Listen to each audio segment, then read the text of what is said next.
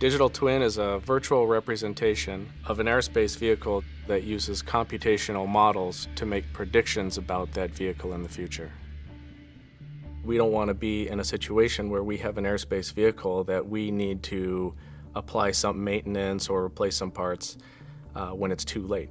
However, if we can make predictions, then much earlier on, before that damage becomes significant, we can proactively mitigate that damage before it actually occurs. But the only way that we can do that is if we have an accurate model that can predict what's going to happen with that aerospace vehicle in the future.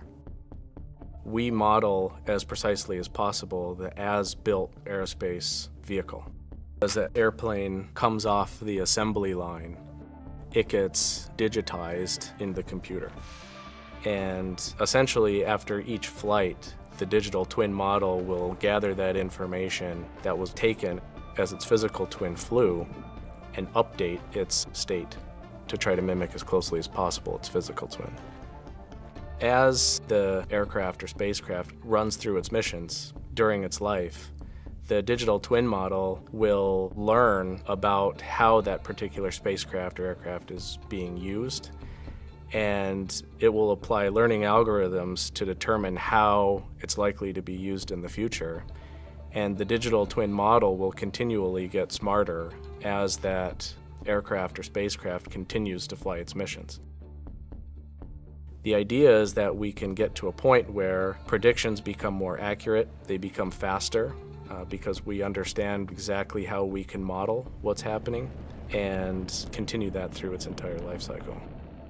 Once each aerospace vehicle is outfitted with digital twin, we hope to gather those across the entire fleet and have each individual digital twin model learn from each other, such that they don't learn individually in their kind of stovepipe, but instead they all collaborate in one big learning environment. So even if an aircraft is going on its first flight, if it's not the first aircraft of that type to go up, it already has a suite of information from its predecessors for common problems that that aircraft might have. So it's not starting from zero. Digital twin also enables design opportunities that you may not have had before. So, for example, when we're designing a structure and we're trying to achieve a certain goal, which in particular is safety related, we'll over-design that part to make sure that it has some high reliability when it's actually in service. The problem is now, all of our aerospace designs are being pushed to be more fuel efficient, go faster, and those over-designs now end up precluding what we can actually achieve with our aerospace vehicles. And so we need a more holistic approach of an aerospace vehicle when it's in service. With digital twin, we can also save money in maintenance of aircraft. Right now, we pull aircraft off and do teardowns and different schedules of maintenance based entirely on the number of hours, not necessarily based on observations that we make that's a symptom of something going wrong. And oftentimes in that teardown, we introduce new problems as part of the maintenance. So it's expensive, it takes a lot of people, it takes new parts to repair those when it's not necessary sometimes, and it also pulls airplanes down from making money for the airlines.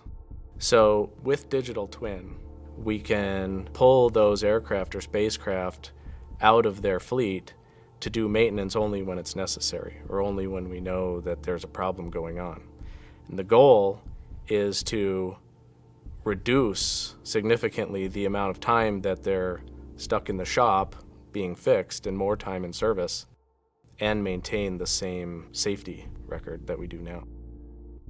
Digital twin, it has applications already in lots of other fields. There are industry partners that are applying digital twin concepts to power plants, wind turbines, offshore platforms, bridges, and other infrastructure.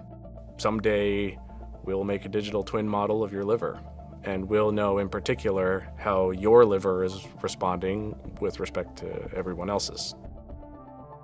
The hope is in the future that we'll gather information in the same way about your body and about your health that we're talking about doing here with the aerospace vehicle.